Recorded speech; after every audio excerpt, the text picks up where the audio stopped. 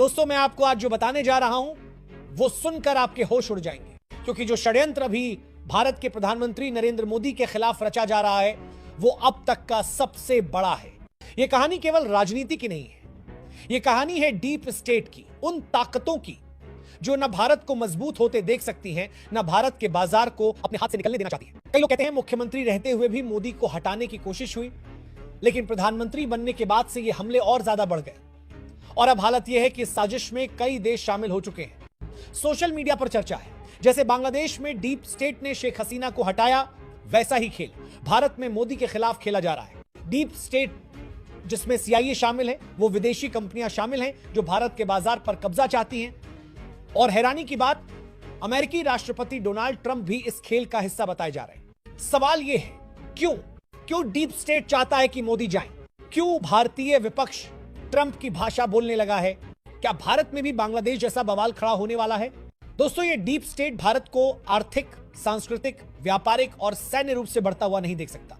ये चाहते हैं कि भारत के बाजार पर अमेरिकी कंपनियों का कब्जा हो और हमारी संस्कृति को तोड़ने के लिए फर्जी फेमिनिस्ट, कुछ NGOs, कुछ छद्म इतिहासकार और दिखावटी इन्फ्लुएंसर्स की पूरी फौज खड़ी कर दी गई है। लेकिन भारत बदल चुका है।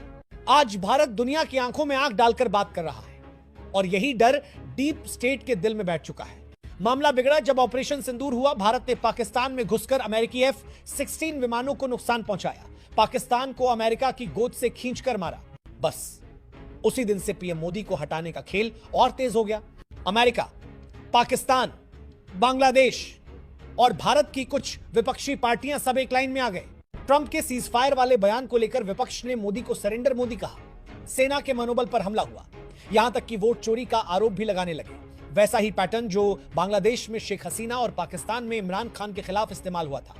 और दोस्तों, ये मत भूलिए, जब इमरान खान पुतिन से मिलने गए थे उसी दिन रूस यूक्रेन युद्ध शुरू हुआ था। अमेरिका ने वहीं फैसला कर लिया था, इमरान अब प्रधानमंत्री नहीं रहेंगे। आज वही स्क्रिप्ट भारत में लिखी जा रही है, क्योंकि भारत सबसे तेजी से बढ़ती अर्थव्यवस्था है।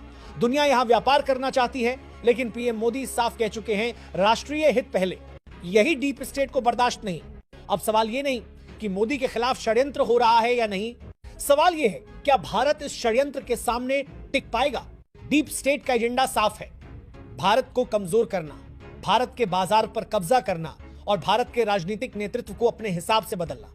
लेकिन अब आपको यह समझना होगा, डीप स्टेट चलता कैसे है। यह सीधे सीधे हमला नहीं करता, ये आपकी ही धरती पर आपकी ही राजनीति और आपके ही मीडिया को अपने हथियार की तरह इस्तेमाल करता है। सबसे पहले वो विपक्षी पार्टियों को